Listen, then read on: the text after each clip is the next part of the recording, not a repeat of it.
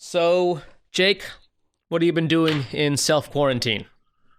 Well, so my mom is immunosuppressed, so I've been I've been keeping my eye on it since I first heard of the restrictions on travel in Wuhan and Hubei. It was like It's I like don't know. January? Yeah, I don't know. I wasn't sure, but it's just like this is just a bad flu. We still need to watch out for it. So I've been since then. I would go and get a little bit of extra things at the store. Never, definitely not hoarding. Definitely don't have a giant stash of toilet paper or anything, but just Let's see, and I Jake get. lives at 742 Evergreen Terrace, Springfield, USA. um, got extra flour, got extra can. Just definitely not a stash, but if we needed to, if there was actually like a don't go outside for 2 weeks, we're ready. We're set for that. Yeah, Illinois just today, as of recording, a couple days ago, as of release, announced, like, the governor said, stay at home, do not leave the house unless it's absolutely required. So like it's got real serious up in her. Yeah, prior to today, I'd occasionally been going to Walmart at night. But when I done that, there were more people there than would be usually. But I chalk that up to just they're not wanting to be there during the busy hours. But I figured the busy time surely wouldn't be that busy, and I was wrong. Can't go to Walmart at night anymore. I was so wrong. Yeah, the some of them are closing. I think maybe all of them moved to 8:30 p.m. closures. Yep, all of the ones near me are closing at 8:30, which is right now as we're recording. All the Walmarts near me are closed. Yeah, so knowing that, I'm like, well, I guess I'll have to go to during the day, and it's like you would never know that so many people at Walmart, and I just because of some. I don't want to call it poor planning because it wasn't poor planning. It was just I went to Walmart originally to get Animal Crossing, and just get it all digital. There is no reason. Listen, I have the console. I don't want digital on my console. It's not my computer. Like my computer, sure, I'll get Doom digital. I'll get whatever, sure. But for a console, I want cartridges. I want to fill up my SD card with as many games as I can, so I don't have to be swapping cards and stuff like that. By the way, I just a week and a half ago, I was looking for my Switch and could not find it. And then just now, I turned around and be like, maybe I'll find my Switch. And literally right there, right next to my desk. It was there the whole time. God. If it's all digital, I just for me, it's like, well, why would I like what is your argument for your console if it's all digital? I feel like as long as I have the physical copies of things, there's still this idea to difference between there being a console and a computer. But otherwise, it's just like a convoluted.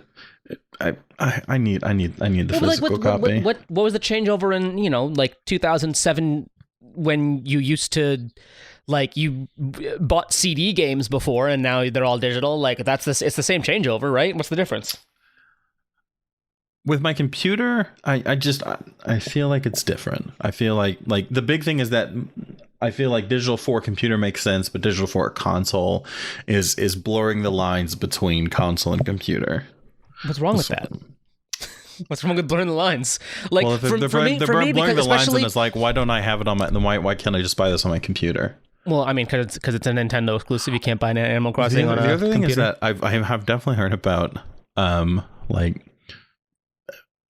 Nintendo Online accounts being bricked, or this is for real though. I also feel like there's more value because I do have the cartridges. So if I ever wanted to sell it, I don't think I will, but sell the cartridges. I get that. Yeah, sell the game, sell the system with the cartridges. I understand that on some level too. I bought Donkey Kong Tropical Freeze, which was okay. I didn't get into it. And I ended up being able to turn that around and get a bunch because apparently people really wanted Donkey Kong. So yeah, no, I get the resale value, but just the convenience for me, the convenience factor. I get the convenience the other thing there is I don't play it much. When I got the Switch, I got it day one with Zelda, played through Zelda, done, good. Didn't really pick it back up until Mario Odyssey came out. I don't play it much either, as evidenced by the fact that I literally did not know where it was until 2 minutes ago. Odyssey came out, played Odyssey, beat Odyssey, done. My character profile since day one has been KK Slider, the guitar playing dog, has been my profile pic from day one. The reason I wanted to switch was Animal Crossing and Metroid Prime, and yeah, no, I mean, same thing except Pokemon and Smash. I have Smash. I don't know. For me, like with a handheld, right? Like I don't want to have to like carry around my Switch and also 4 games if I want to switch games. You know, like if I can just put it, if it's all in the console, I play. Like I have right now, generally in my Switch, it has Smash in the Switch at almost all times, and I have like a bunch of other games physical that I just don't pop in there because it's too much effort. I'd rather either play Smash or play Mario Kart, which is digital on there, or something else that's digital on there, than like, oh no, hold on, now I gotta go find my Switch case, take out Breath of the Wild, or take out Smash, put in Breath of the Wild, then I can play Breath of the Wild, and then if I want to play Smash, I gotta go back and take out Breath of the Wild and put Smash in. Actually, Pokemon Sword's been in there for a while, but I got most of the way through the game and then never got around to beating it. That's how I always ended up playing Pokemon. Sure. But I don't know. Maybe I'll finally beat it now that we're doing a lot of indoor living.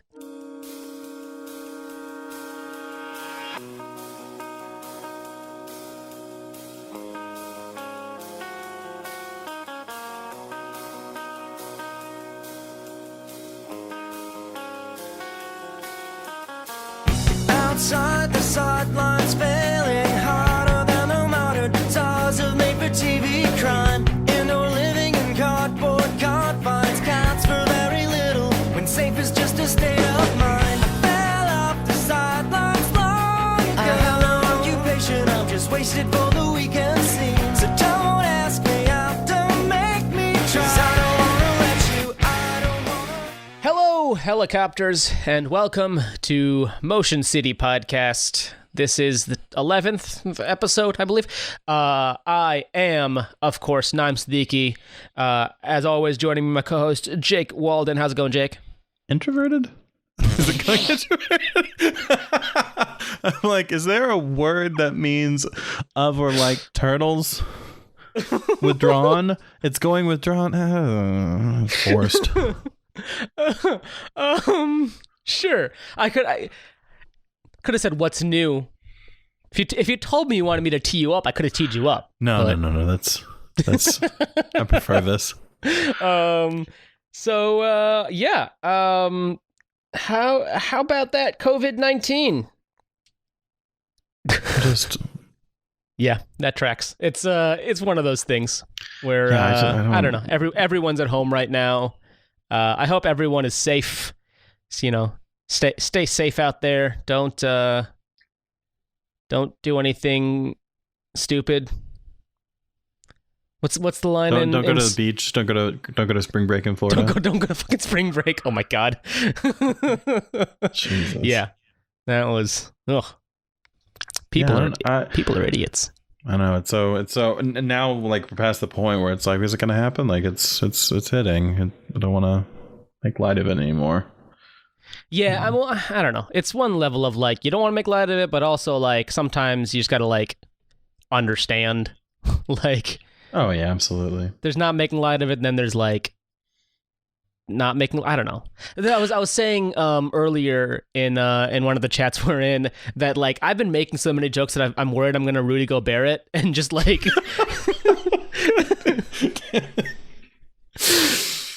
I'm just gonna be like, oh, hey guys, I got coronavirus now. No, it's not funny anymore.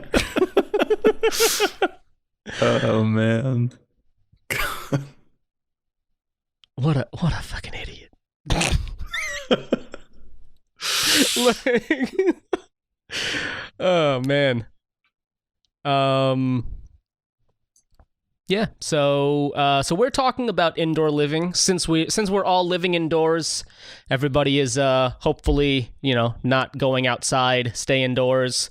We decided to talk about the song Indoor Living, which is the 4th track on I Am the Movie, which is the first Motion City Soundtrack from the year 2003, produced by Ed Rose. Ed Rose. I just noticed the thankings on the back. They thank first Josh's parents, then Tony's family, then Justin's family, then Matt's family, and then it just says Dan Johnson, presumably Jesse's dad or brother. Like, I don't know. Does Jesse only have like one family member? Let's look it up. There's other specific things on here. Don Johnson? Dan Johnson. Dan Johnson. No, Don Johnson is Dakota Johnson's dad, as you learned last week. Yeah, produced by Ed Rose, recorded at Black Lodge Studios in Eudora, Kansas. Don Johnson does have a son named Jesse Johnson. Does he really? Yeah, he does. Does Dakota Johnson have a brother named Jesse Johnson? Yep. That's so funny.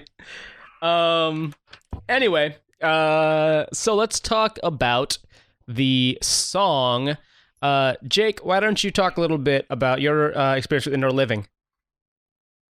This is one of the songs where I don't have a specific memory of ever hearing it for the first time, but it's like, I don't really have that for any of the songs except Perfect Teeth, LG Flawed, Everything Is All Right, and actually, I was saying this about Her Words Destroy My Planet, but that was the first one on Pandora, and I just know that was like one of the early ones on Her Words Destroy My Planet, but I don't remember the specific time I heard most of the songs on I Am the Movie. So it succeeds The Future Freaks Me Out on the album.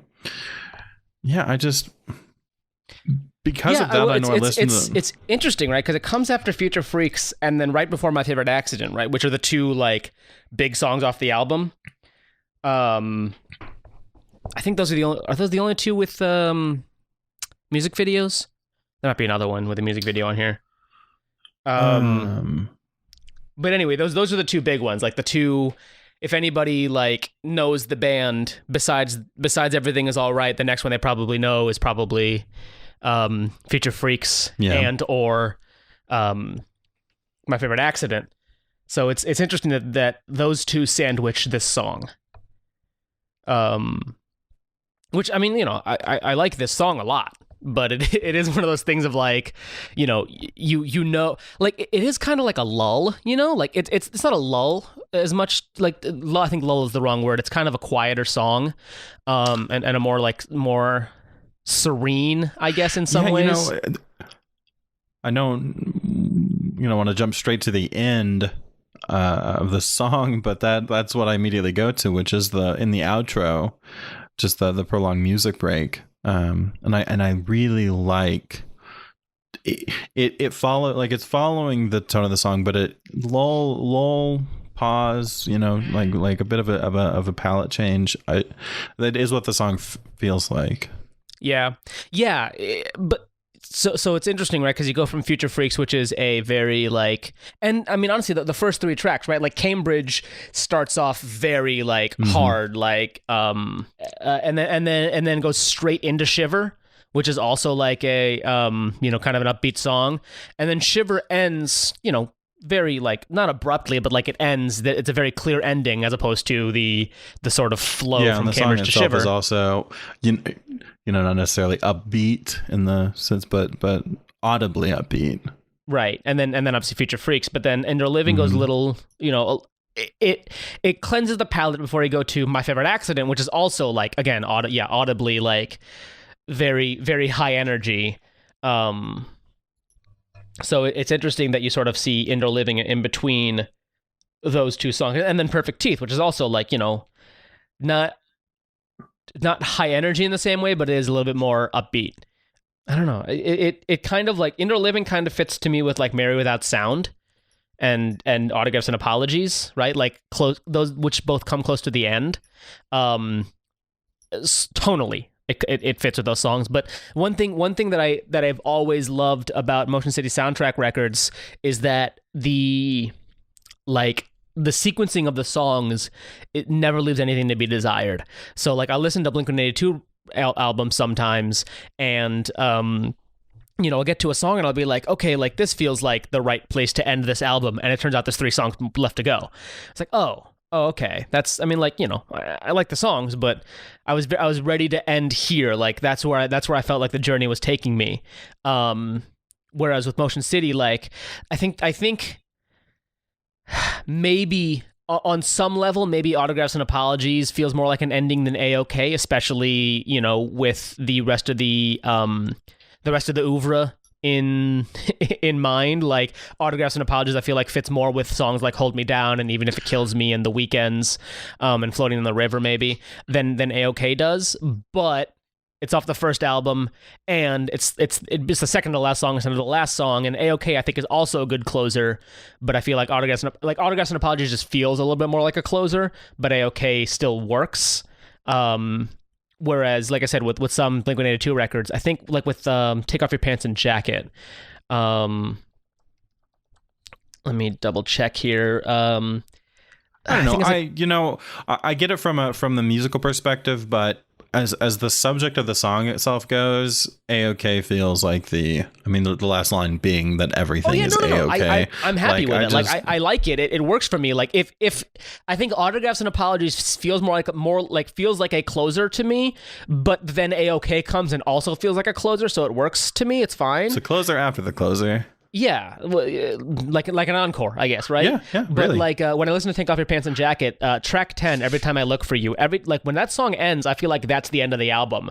But then it's Give Me One Good Reason, Shut Up, and Please Take Me Home. And Shut Up is kind of a joke song, but like Give Me One Good Reason and Please Take Me Home are, you know, serious songs, but for some reason, just Every Time I Look for You, that song sounds like it's the end of the album, and I feel like that never happens to me on a Motion City record, where I'm like, okay, I'm good for the album to be done now, before the album's done. I think the only Blink-182 album that for me works top to bottom sequencing wise is Enema of the State, but that's just me personally, and this is not a Blink. Actually, I think 9 works for me sequencing wise too. Actually, maybe not. I haven't listened to 9 in the last couple weeks, so maybe I gotta listen to it again. But this is a Motion City Soundtrack podcast, not a Blink podcast, and this is not one of the 2 albums that Mark Hoppus produced. So let's move on. But yeah. So sequencing wise, I think it really, like, I don't know. It's not where I would put it. You know, like I would never have put it there, but I think it really, really works. I don't know. I feel like I've never thought as much about. I do think generally song to song, but never the grand scale of the album. But in that context, I think there needs to be space between The Future Freaks Me Out and My Favorite Accident, and I think Indoor Living works there. No, I totally agree. Like, but it's something that like I never would have thought to do in that place, but I'm glad that they did, because it really does work. And I think sequencing is something that I don't think about until I think about it, right? Like I don't think about the sequencing on Motion City Records, and it's the albums that I listen to the most. But then when I never listened to Blink records all the way through until, you know, a couple months ago. And when I started doing that, I was like, oh, I'm really missing the sequencing from Motion City Records, because they just do it better. I think Josh does most of the sequencing for Motion City Records. Although I don't know if he did it for this one, since it was the first album. They might have deferred to the producer and the engineer and stuff like that for their thoughts. But I think for the most part, Josh does most of the sequencing, and I think it's just really, really excellent sequencing. Where like I never, you know, whereas like so on a Carly Rae Jepsen record, which is another artist that we both listen to a lot of. Absolutely. On the last 2 records, the first three tracks were absolute bangers and perfect. And then it moves on. And it's like, okay, like, you know, the next couple tracks in Emotion are okay. All of Emotion is perfect. Thank you very much. I think the sequencing on Emotion is also perfect. No, I'm serious. I mean, I need to pull it up so you pull the individual songs, but that like is an album I can only listen to all the way through, and it's I like Emotion, and I listen, but like I think when I get maybe 3/4 of the way through Emotion, and I'm like, am I done yet? Like, is this?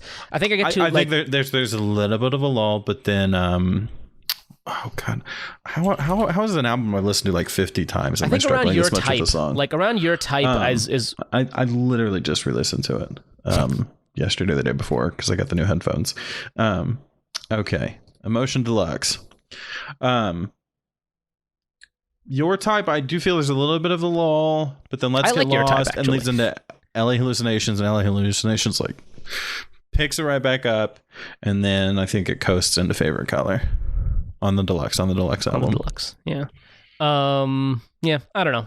but it's one of those things where so I like in my head sometimes, and I haven't fleshed out this theory, but to me, the sequencing of a record, and obviously this isn't perfect because a record is usually somewhere between 11 and 15, but to me, it's kind of like a batting lineup where like you definitely want to start. You definitely want to start with, you want to lead off with, a table setter. You want to get on base, get at least a base hit. And then the second song, maybe a more traditional batting lineup with the second song, you sort of want to, move that runner over, keep him going. And then the third song is your big hitter. And a lot of times you look at a lot of records and like Carly Rae's Emotion, for example, Runaway With Me is a hit. Emotion is a great song that wasn't a single. I Really Like You is the banger, right? Like that is the single. That is the one that everybody knows. And actually, coincidentally, with Commit This to Memory, it's a little bit more like a more modern lineup where the first song is a get on base and the second song is the best hitter, which is Everything Is All Right. Although When You're Around, is it When You're Around next? Yeah. Is an absolute fucking banger too. I mean, they're all bangers, right? Yeah. But and then like, so track 5 is the RBI hit, right? And so actually it works a lot. Every single hit is a home run. But sure, let's keep this going. Yes, of course. Every single track is a home run on every Motor City soundtrack album. But when you look at I Am the Movie, so Cambridge is a good, solid bass hit. It goes right into Shiver, which pushes you over. Future Freaks Me Out is your best hitter. That is the number 1. Indoor Living also sort of pushes you, and then My Favorite Accident is the RBI hitter, which bats another run in, and then Perfect Teeth is the number 6 hitter. It's not a perfect analogy.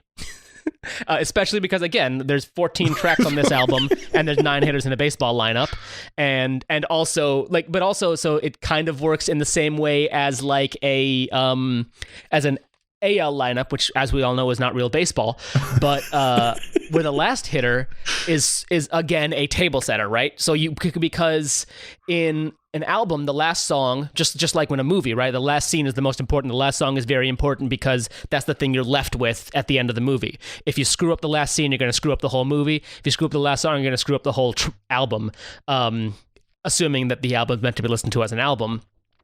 So it's kind of like in a baseball lineup, in an AL lineup, where you want the 9th place hitter not necessarily to be your worst hitter. You want it to be maybe a guy who's not that great, but somebody who you're not embarrassed to have on base in front of your 2 or 3 best hitters, your 1, 2, and 3 hitters. I'm just saying, I don't think it's a perfect analogy, but I've been thinking about this for a while. Man, well, it's just as soon as you were talking about sequencing, I immediately thought of, well, first of all the albums. I was specifically thinking of My Dinosaur Life, which is the album I've most implicitly thought about, like the appropriateness of the order of songs. I mean, yeah, Worker Bee is a great leadoff song. Lifeless Ordinary pushes you over. Her Words is the hit. I mean, come on, it's right there. But no, I was also thinking about Emotion. No, not just because I just listened to it, but because I think it's so, yeah, the importance of sequencing. But I do think like it's easier to sequence when all of your songs are a hit, and if it's talking about a band where like I've maybe listened to all their albums, but I've not been as high on those albums, then the sequencing, like this, I don't feel like sequencing saves an album. I think it can definitely be part of the process of the album being. Yeah, I feel like I don't feel like it can save an album, but I feel like it can hurt an album. Sort of like, we're gonna keep with the baseball metaphor, like a manager, right? Like, I don't think a good manager gives you more than an extra win a season, but I think a bad manager can lose you 15 games. Yeah, I do. No,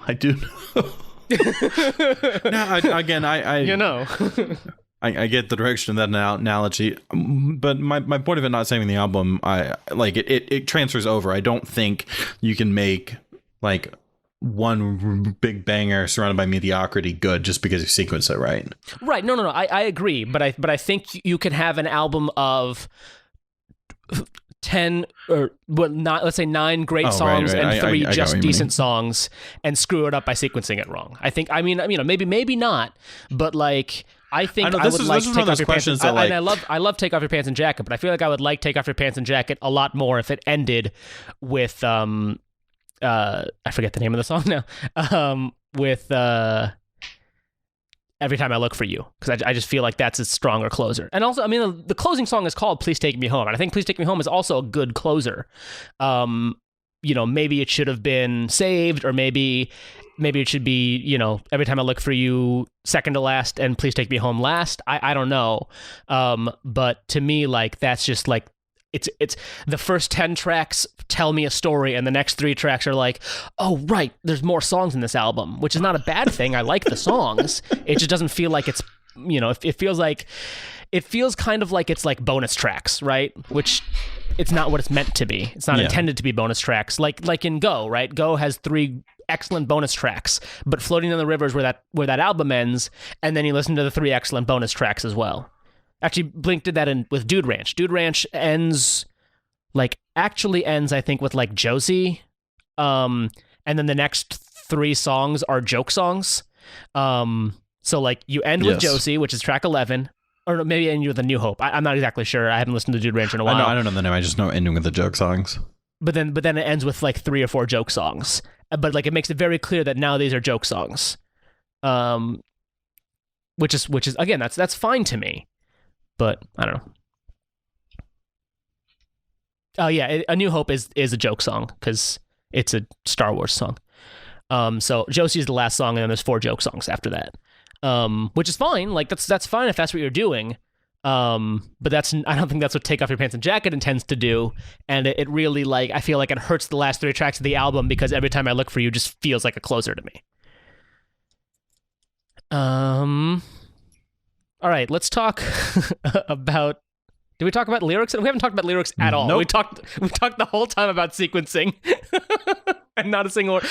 It's important. I think it'll be good to come back. When like we get to My Favorite Accident, or get to Future Freaks Me Out, and like have the context of what was played around it. Absolutely. Yeah, for sure.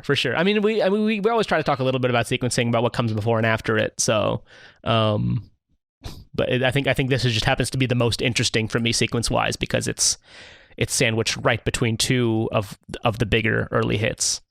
So lyrics wise, I think, I don't know. I think this one tells a very straightforward, clear story, right? Like it's a depressed guy living in his house, like living at home, and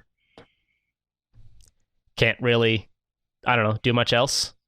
This is something that I can honestly go on about every single song. Don't ask me out, don't make me try, because I don't want to let you down. Like, no, but it's just like when I read these, the lyrics are always so interesting, song after song. I honestly, like, Harder Than the Martyred Stars of Made for TV Crime is like, that's such there's so much in that lyric. Harder Than the Martyred Stars of Made for TV. I don't even know how to parse all of that. It's like, I follow some people on Instagram who will post poetry, and I like to encourage some of them are my friends, and I want to be like, yeah, write, just do nothing but write, get it out there. So I never like want to sit down and think like, this is shit, but I really like it's. That's not the right comparison, but it's looking at the writing of someone who's effectively, professional poet, and their ability to put words on paper and string not just words together but sounds together. And like every time it just seems like he's doing what he wants with words and how to sing them, and I don't feel like I see that with anybody. Yeah, like, it's just, I think it's so good. Like it's one of those things where you and I have talked a little bit about Panic at the Disco, like, and I feel like they try to do this, right? Like we talked, we had an episode we have a lost episode now that we did about we recorded an April Fool's episode. It's never going to be released because I literally lost the files and they can't be recovered, so it sucks. Maybe we'll do it some other time, after a long time, so we're not like, all right, we're doing fucking this again. But we talked about I write sins, not tragedies. And there's the line like, with a sense of poison rationality, which is like, and to be fair, which we discovered during the recording of the episode, Brendan Urie was like 17 when he wrote the song. And like, look, for a 17-year-old, these are some great lyrics, right? Yeah. But like, all right, cool. Like poison rationality. Like there's a lot of like using big, long words to seem smarter. But like, I don't know, like the martyred stars of made for TV crime, like that just gets eaten. Like you don't really think about that lyric. Like it's just a part of the song. When in I Write Sins, when Brendan sings with the sense of poison rationality, like that's the hit. With a sense of poison rationality, and then with a sense of poisoned, and you think rationality, and he doesn't say rationality, which is I think it's intelligent writing, especially for. Again, he was 17. It's really intelligent to leave the word out to make people think it. But then, like, Justin doesn't draw attention to the word martyred. He actually, like, I didn't realize he said martyred until today when reading the lyrics. I just like harder than a martyr songs. Like it just like sort of mumbled in my head. So he's not even like drawing attention to the lyric. It's just part of the song, which is, I don't know, like that's so much more interesting to me, where it's just like, listen, here's the word I want to use. I don't care if you know that I'm using a cool word. I'm just going to use the word. And if you catch it, cool. And if you don't catch it, who cares? It's the right word. I don't know. It's really, I think, Fall Out Boy, not Patrick Stump, the writer, fucking Pete Wentz. I think Pete Wentz does a little bit of the same thing, where he like tries to make it clear that he's doing something cool. And it might just be why Fall Out Boy and Panic got big, is because they want to make sure people know that they're cool. Whereas Motion City was content with just being good. Because we've talked about this before. Why did they get so big and Motion City didn't get so big, even though they're clearly better, or at least in our opinion, they're clearly better, right? And maybe it's just because they were content with being good and not interested in going around and being like the coolest. Because I mean, some level of having to have egomania and having to go out and push yourself and being like, hey, I'm cool. Like any band that gets big has to do that at some level. Just like it's like politics or like being a movie star. Like you have to go out and put yourself out there. And Mercedes was content with making music. I guess I'm just guessing. Who knows? But I feel like that's indicative of that. Are there any of the lyrics you really like? Any particular lyrics besides, the whole song? When I was looking at, I was just looking at the structure of the words or the scheme of it in verse 2. And it wasn't anything specific, but I was just generally reading, I'm all wasted conversations in the corner of an empty room.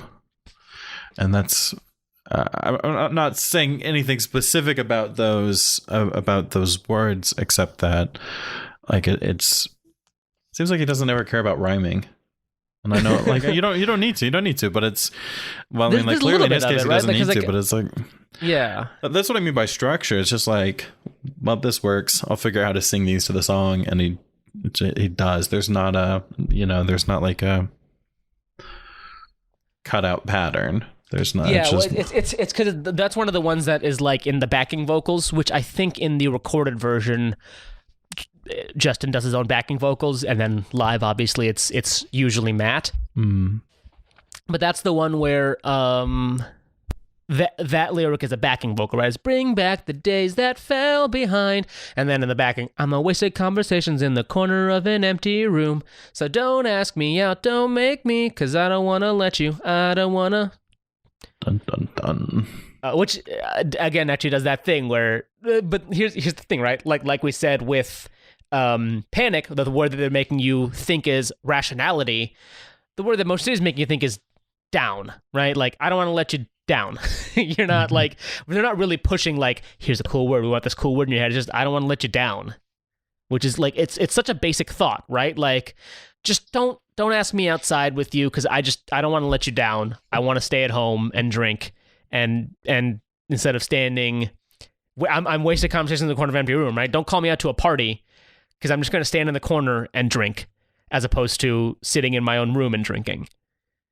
And then you're worried about me. Like it feels like a very clear story, and just like much of Motion City, very autobiographical. For Justin's life.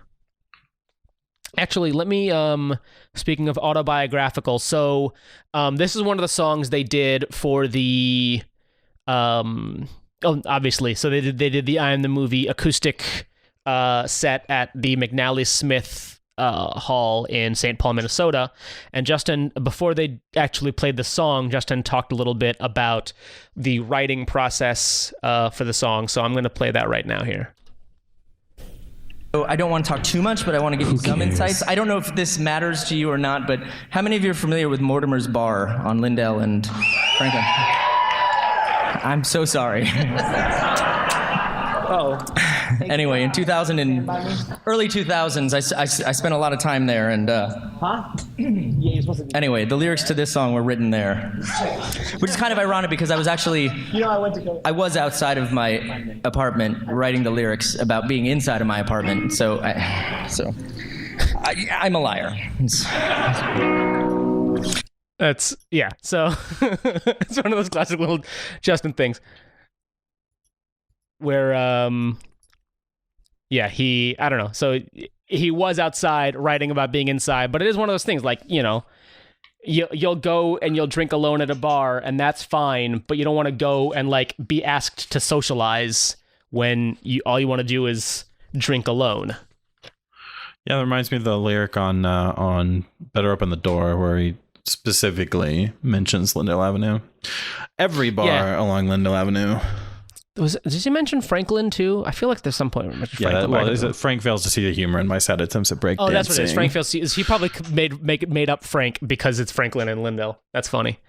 All right, let's talk a little bit about the song meanings, people. Our favorite website on the internet, songmeanings.com. The top comment. Very clearly, I think the song is about his battle with depression. Indoor living itself is when he can't face being with people. He feels safer when he's alone. Someone asked me how to make me try. He can't face going out and being with people because having depression is stopping him from being able to be himself and live his life as he would normally. And he feels that he'll let people down who are close to him. Stays indoors because he wants to protect himself from others and protect others from being let down by him. I mean, I think, again, nail on the head. That's where we're at, right? Very autobiographical, very much. I'm depressed. Don't fucking deal with me. Everyone talks about Everything Is All Right as a song about anxiety,. Indoor Living was not as big, but it's very, very clearly a song about depression. 17 years before Post Malone did it, or 15 years maybe. I know this probably isn't what the song is about, but to me, the song makes me think of being lonely. No, I'm pretty sure that's what the song's about. Yeah.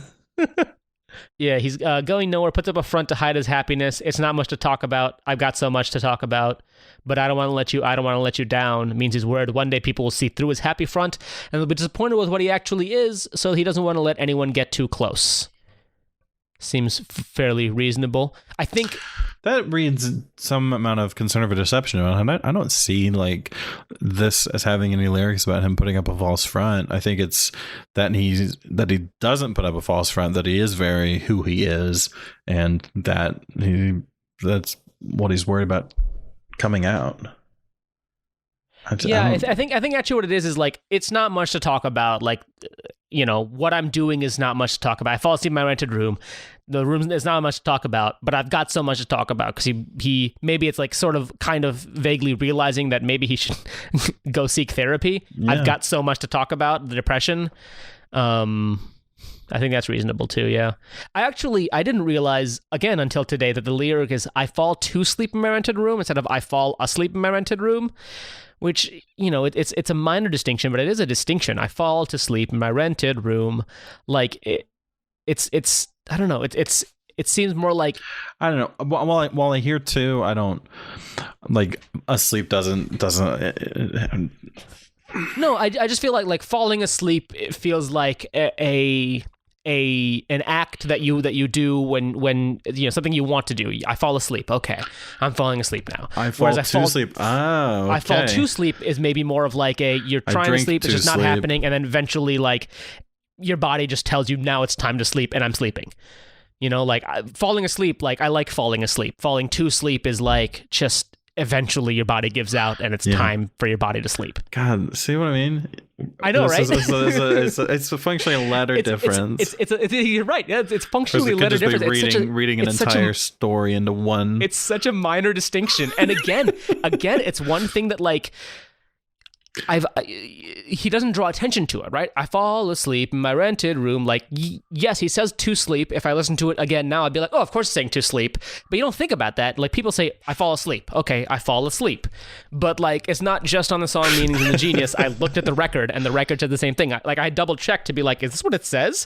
And it says, I fall to sleep in my rented room. And it's like, that's just, like, it's in that one little change. It just says so much.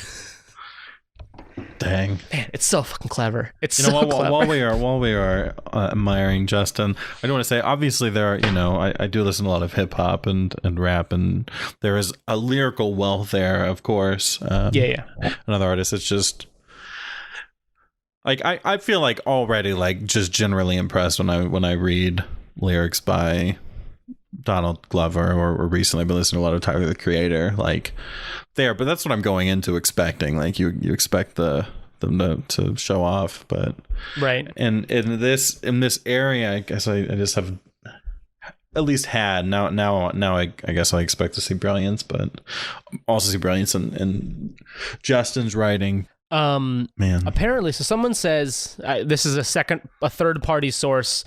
They said that they said in an interview, which I had not seen this interview, so I can't verify this, but if you know the interview, let us know on Twitter at Motion City Pod.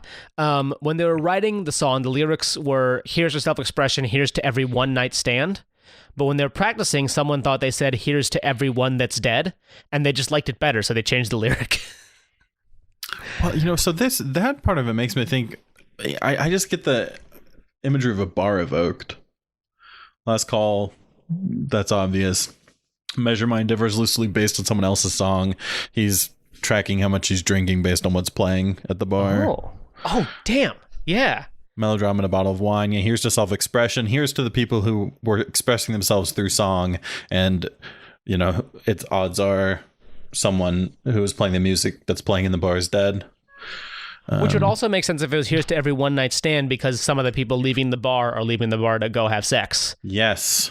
Shit. So I think it works both ways, and they just liked everyone that's dead a little better, because I think everyone that's dead sort of invokes the melancholy feeling. I mean, melancholy is in the song, right? Yeah. Melancholy and a bottle of wine. Melodrama, not melancholy. Jesus. So melancholy. The word melancholy isn't in the song. The spirit of melancholy is absolutely. The spirit of melancholy is all over the song. Yeah. Man, now I kind of wish it was melancholy in a bottle of wine. I feel like that sounds better to me. What are you doing, Justin? Come on. You're fucking terrible. No.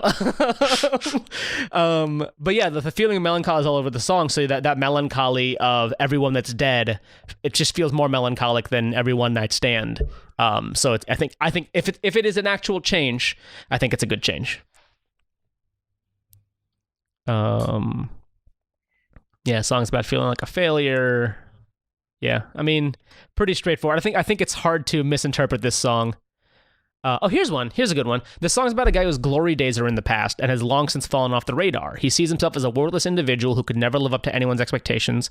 So he stays home, so he'll never experience the failure. He doesn't know failure if he can't complain, so take him out or make him try. He'll only let you down is what he's saying. It's a sad, sad song. I don't know if I'm catching like the previous glory days. Right? Like maybe he just didn't have any glory days. But yeah. Man, I'm still thinking about I fall to sleep in my rented room. Just that one little difference. That's volumes in that one letter. Amazing. So good. So good. Any other thoughts about the meanings of the song before we talk about some alternate versions? No, I mean, again, it's, you can dive into it and like figure out the nuances, but it is a sad song. I think this song does have a storyline. It does have clearly a storyline. Yeah. It's funny because we talked about this. Now I kind of want to what would be funny is if we never actually recorded this April Fool's episode and we keep talking about it as if it happened. But I promise we recorded it and you're just never going to hear it because it was deleted.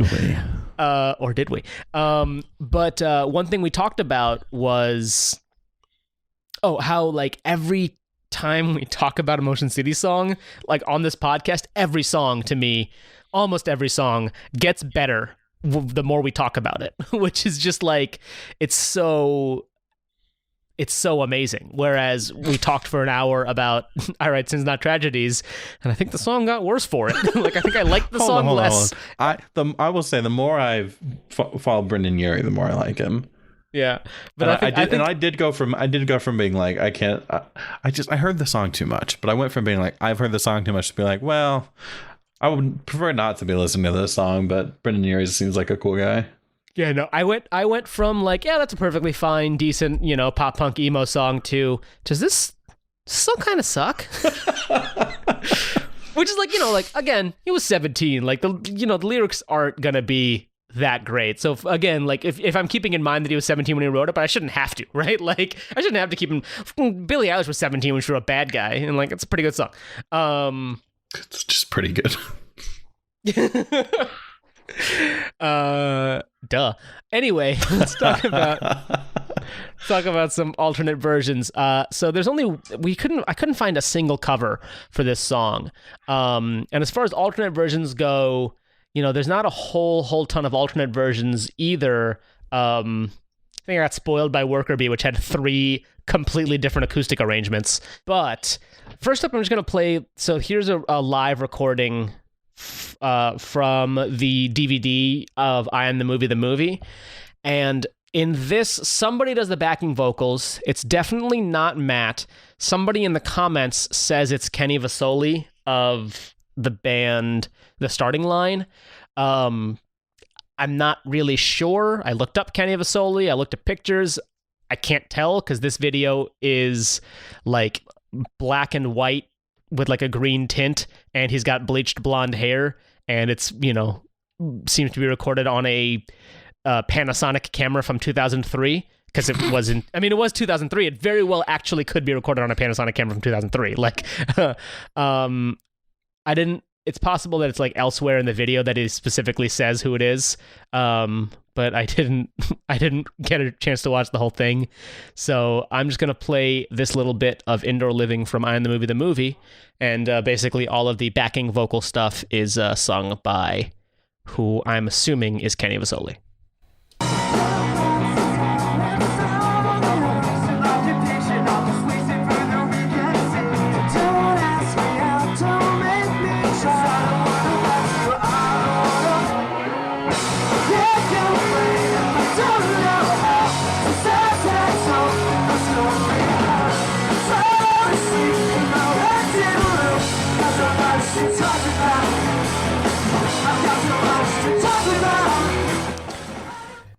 And he also does some singing on the chorus there too. Yeah, I mean, just a straightforward live performance. One thing I do like, and I only saw them do it once actually, but I think I watched a video of it happening in the other direction too.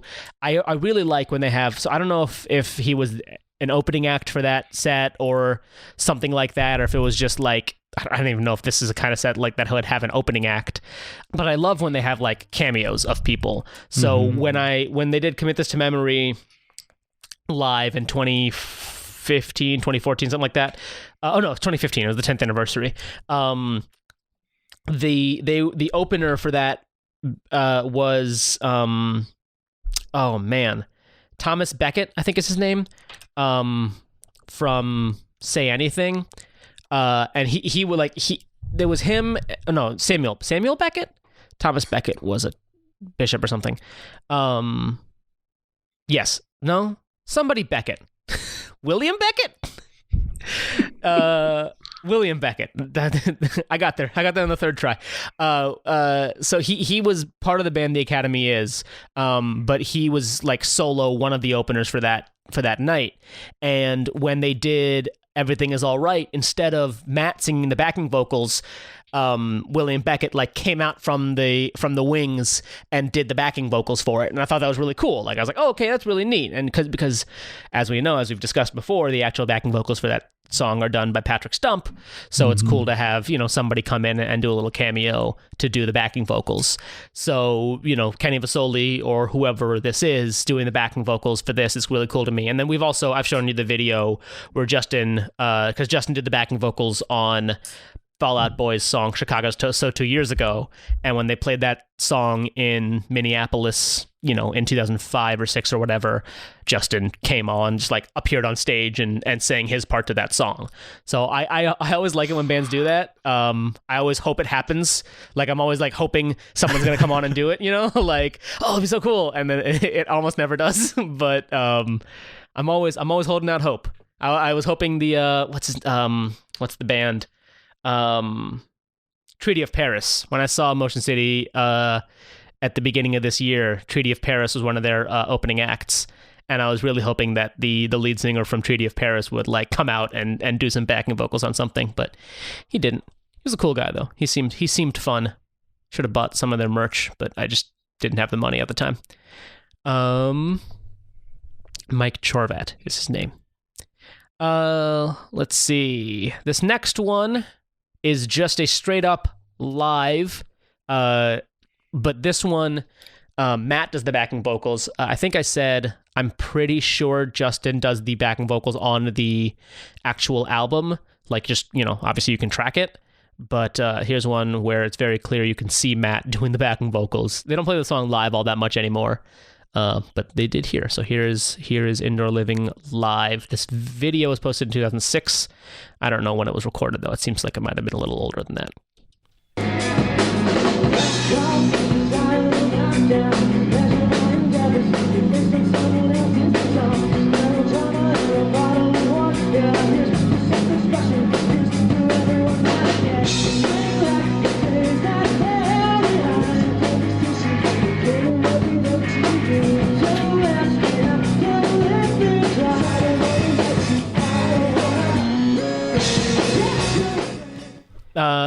What's interesting about that one is I know that, man, I'm forgetting what, I think AOK, the drummer for the band, who usually Tony, but at some points Claudio, and before Tony was in the band, I don't know if it was the drummer doing it or not, but at least one of the songs in this album, I don't remember if it's AOK or Capital H. It's one of the songs we've talked about already on this album, so it's either AOK or Capital H.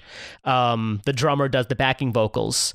So I thought potentially the drummer would do the backing vocals for the whole album, but very clearly for Indoor Living, it's definitely Matt. So I don't know. It's just, I don't know. It's interesting to me. Everything is interesting to me.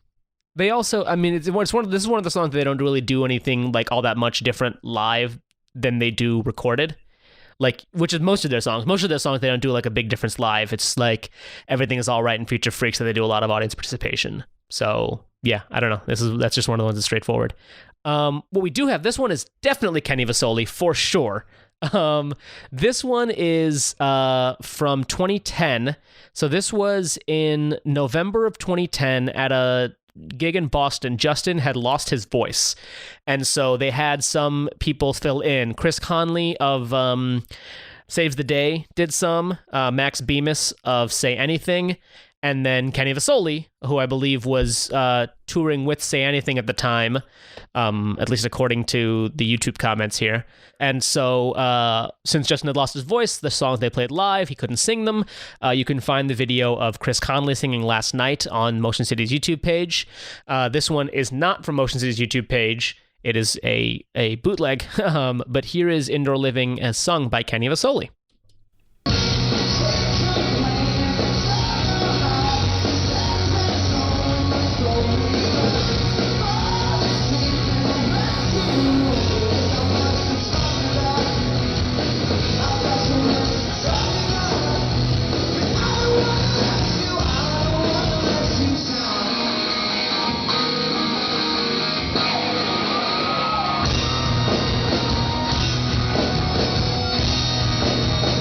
going to skip a little bit to the end here to hear like to the quieter part.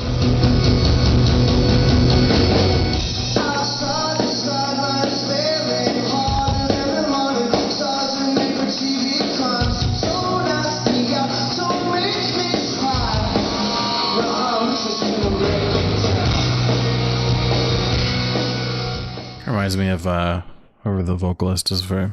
I don't know the names of the guys who sing from Taking Back Sunday, but that's well, I mean that's right in the vibes. It's right in the same wheelhouse, right? Yeah, Taking Back Sunday and Say Anything and all that. So, no, for sure, yeah, it's again, I really like it. I like Taking Back Sunday. So, yeah, it's one of those Adam Lazzara and John Nolan are the vocalists for Taking Back Sunday. But yeah, it's one of those things that I feel like it's cool. It's one of those, like, I wish they just do like a whole record of stuff like that, right? Of like, hey, we decided to do all of our songs and got our friends to sing them. Yeah, like a lot of these artists I listen to on Google Play will have like so many albums, especially like now that we're going through Blink, Fall Out Boy, and Panic! The Disco, they'll have it seems to me anyway, because I don't know the order.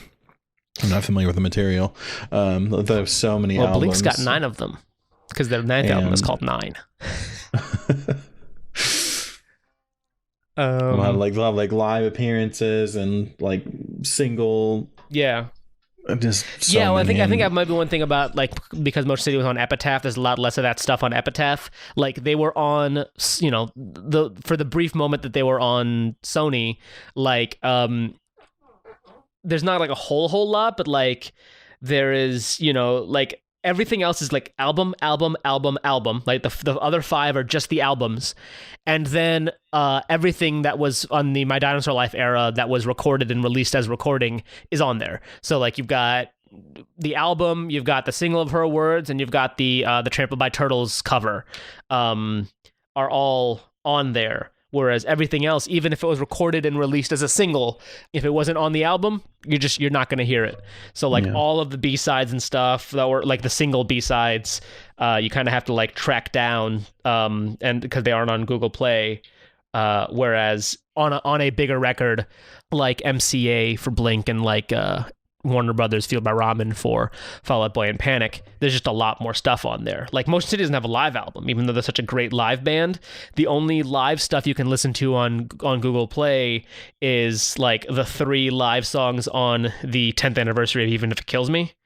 And Inside Out like was a digital only single, so of course it's going to be on there. But like the there was like Always Running Out of Time, I think was a B-side on something, and you can listen to it like if you go to the Almost Alice soundtrack, you can listen to Always Running Out of Time, and Not Asking You to Leave is on the 10th anniversary, which again came out a couple of years ago. But the big one, I don't think there's any way to listen to The Worst Part on Google Play Music, because it's not on the 10th anniversary single. It was a B-side on Broken Heart as a single, and it was on the Sound of Superman soundtrack, which is not on Google Play Music. Sound of Superman, Songs for Superman, something like that. It's the things other than the albums on Google Play are very limited. Yeah, so like it's and there's some of the covers that don't make it on. Like I think the Rentals cover isn't on there. I'm not sure. I think Pop Song 89 might be on there because it was on one of those like Punk Goes Pop or something like that. Trampled by Turtles. The Trampled by Turtles cover is on there because that was Sony era. Inside Out is. But that's it. Yeah, it's like some of it you can kind of hunt down, I think. Like it's not going to be in the Motion City soundtrack section, but if you look for the Almost Alice soundtrack, you'll find Always Running Out of Time on the Almost Alice Deluxe soundtrack, I think. But like, so there's some of the ones that are like sort of hidden there, but for the most part, like a bunch of them.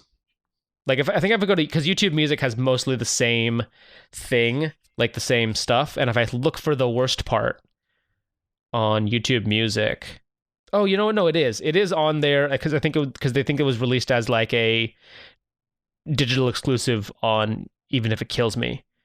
But I think there's other like B and C sides that are just not easy to find. All right, the last one, we talked about those live versions. The last live version is that McNally Smith acoustic version, and this is finally, as I always say, nobody covers Motion City like Motion City. Here is their rethought acoustic version of Indoor Living. I got this.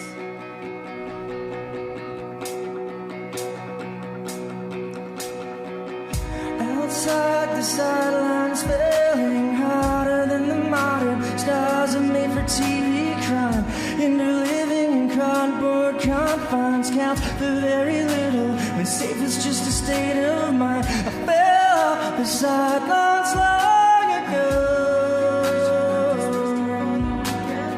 So don't ask me how, don't make me, 'cause I don't wanna let you, I don't wanna, I can't complain if I don't know. I don't know, they slow it down and they like let it breathe.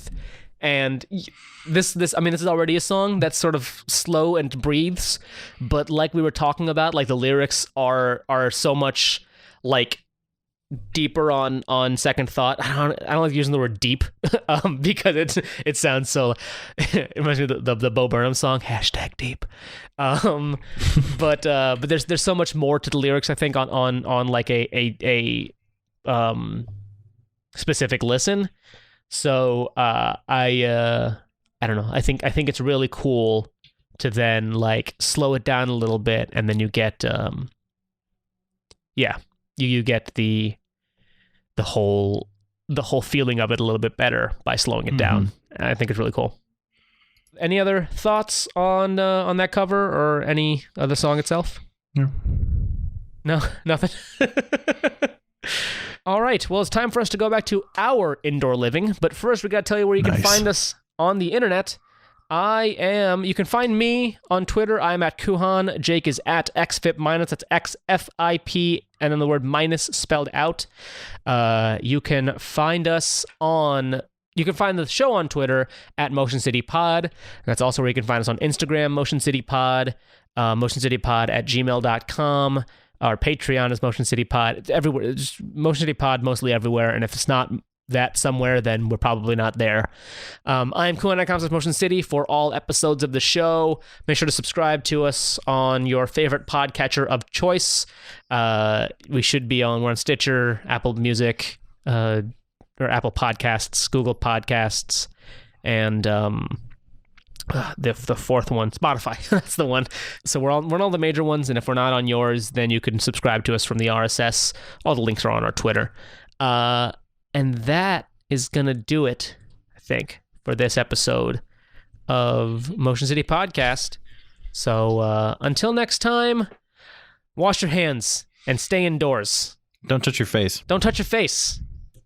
It's not that hard. Wear gloves. If you're going outside, just wear gloves. Like, just be, don't wear a mask unless you're sick. That's what they say. They say don't. I did read something that the mask might be good to not. If you catch it, it'd be better to not inhale it through your nostrils. Okay, well, just read the CDC guidelines. Probably don't wear a mask. Most people wear masks wrong anyway. I was reading a story online where someone said like they're in the medical field and they don't have enough masks, and a mother and daughter walked in wearing masks and they were wearing them wrong. So they were wasting the masks that they were wearing. And it's just like, don't do that. Don't panic buy stuff. Everything's going to be fine. I know it's not fine now. I'm not saying it's fine now. Everything is going to be fine. It's definitely not fine now. I want to be clear. I'm being very clear here. Everything is going to be fine as long as we work together and don't be together. Outside the sidelines, failing harder than the modern stars are made for TV crime. So don't ask me how, don't make me, 'cause I'm just gonna let you, I'm just gonna